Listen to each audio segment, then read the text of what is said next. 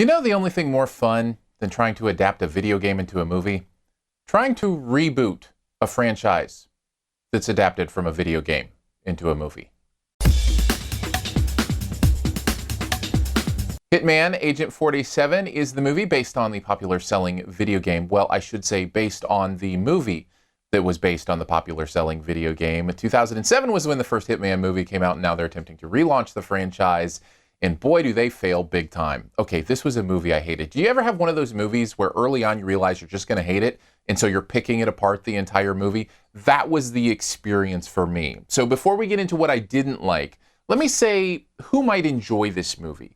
If you're in it for the cool visuals and the interesting interplay of effects and creative escapism, that kind of stuff, then maybe you'll have a good time here. That was the best thing about the movie for me, were the visuals, kind of the fun martial arts moments. There were some creative ways to look at things. Unfortunately, the rest of the movie seemed so perfunctory, so silly, and so full of itself that I just couldn't get involved. And rather than listing all the things I hated about this movie, which there were a lot, I'd encourage you to go check out the podcast, SiftPop, that we do. I listed them all there because we have more time to expand. But I'm just going to boil it down here for you.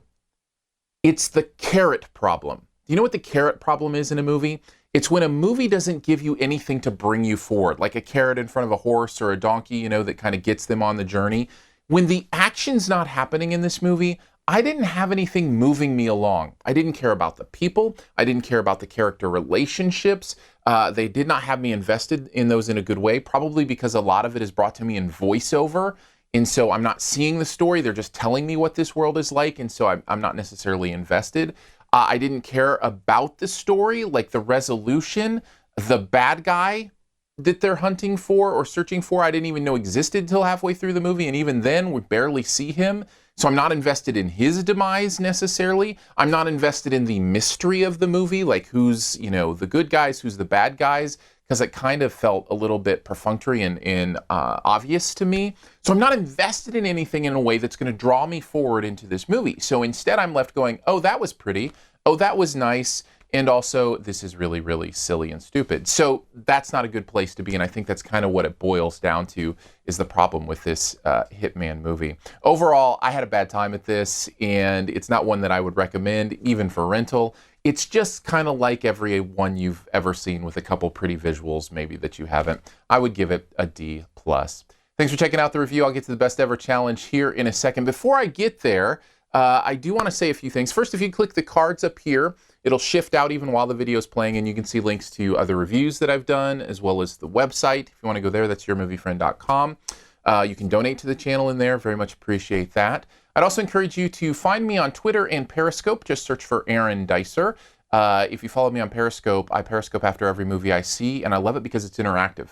And that's what it is about for me, is having conversations about movies. I'd much rather help you know what you would think about a movie than for me to tell you whether it's good or bad. So I love that, doing the Periscope thing. So find me there. Also, I mentioned the podcast. That's SiftPop, SiftPop. We do that live every Friday at noon.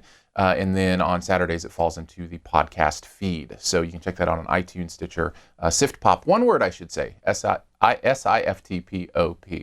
All right, on to the best ever challenge, where you name the best movie ever in a particular category in the comments, as well as try to identify what mine is by the clue that I give you. So we're going to go with the best movie featuring a contract killer ever, or a hitman ever. And for me, it's the one where everything seemed to rely on a coin flip, heads or tails. So that's that. So take a guess at mine in the comments. Let me know yours as well. And as always, here's 5 extra seconds to hit subscribe.